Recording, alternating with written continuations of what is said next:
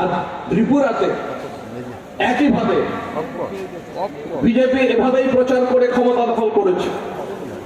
আজকে 7 বছর ডবল ইঞ্জিনের সরকার চলছে, কেন্দ্রে বিজেপি সরকার এবং রাজ্যে বিজেপি সরকার, এবং সেই সরকারের এই সময়ে আজকে গোটা রাজ্যে আমাদের বেকার সমস্যা তীব্র থেকে তীব্রতর হয়েছে।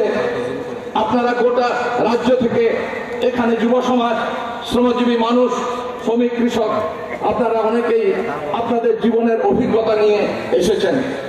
কিভাবে আজকে গোটা রাজ্যে কর্মসংস্থানের প্রশ্ন, মূল্যবৃদ্ধি নিয়ন্ত্রণের প্রশ্ন, আমাদের রাজ্যে মা বোনেদের নিরাপত্তার প্রশ্ন, আমাদের শ্রমজীবী মানুষের জীবন জীবিকা, তাদের রোজগার, কৃষকের ফসলের দাম, 100 দিনের কাজ, আমাদের রাজ্যের অগ্রগতি, এই সমস্ত আজকে সিআইটির রাজ্য সম্মেলনে আলোচনা হবে এবং আগামী দিনে আন্দোলন সংগ্রামের কর্মসূচি গ্রহণ করা হবে।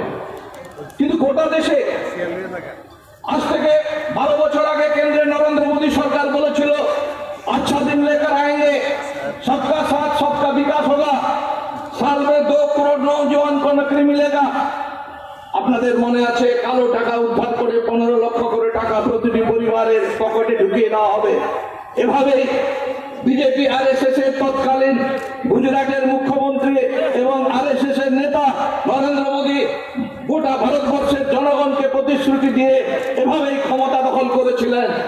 আজকে আমাদের দেশে যে পরিস্থিতি বিজেপি আরএসএস এর নেতৃত্বাধীন এই সরকার তৈরি করেছে, তা আপনাদের নিজেদের জীবনের অভিজ্ঞতায়, গোটা দেশের শ্রমজীবী মেহনতি মানুষের অভিজ্ঞতায় আমরা বুঝতে পারছি যে কি ভয়ঙ্কর পরিস্থিতি আমাদের দেশে বিজেপি আরএসএস এর নেতৃত্বাধীন এনডিএ জোট সরকার প্রতিষ্ঠিত হওয়ার পর নামিয়ে আনা হয়েছে।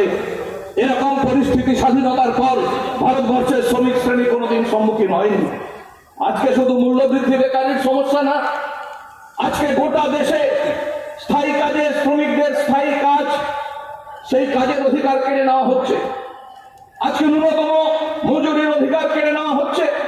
আজকে 8 ঘন্টা কাজের অধিকার কেড়ে 12 ঘন্টা 14 ঘন্টা শ্রমিকদের কাজ করতে হবে, সেই আইন তৈরি করা হচ্ছে।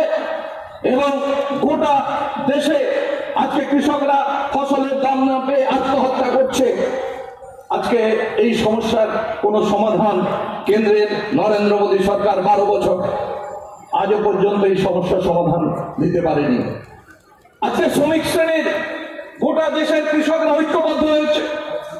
আজকে গত 9 জুলাই গোটা দেশে ধর্মঘট আমরা করেছি। কেন্দ্রীয় সরকারের এই নীতির পরিবর্তন ঘটাতে হবে, কিন্তু সেই আন্দোলনকে ধ্বংস করার জন্য আজকে সাম্প্রদায়িকতা, হিন্দুত্ববাদের নামে মানুষের মধ্যে বিভাজন তৈরি করা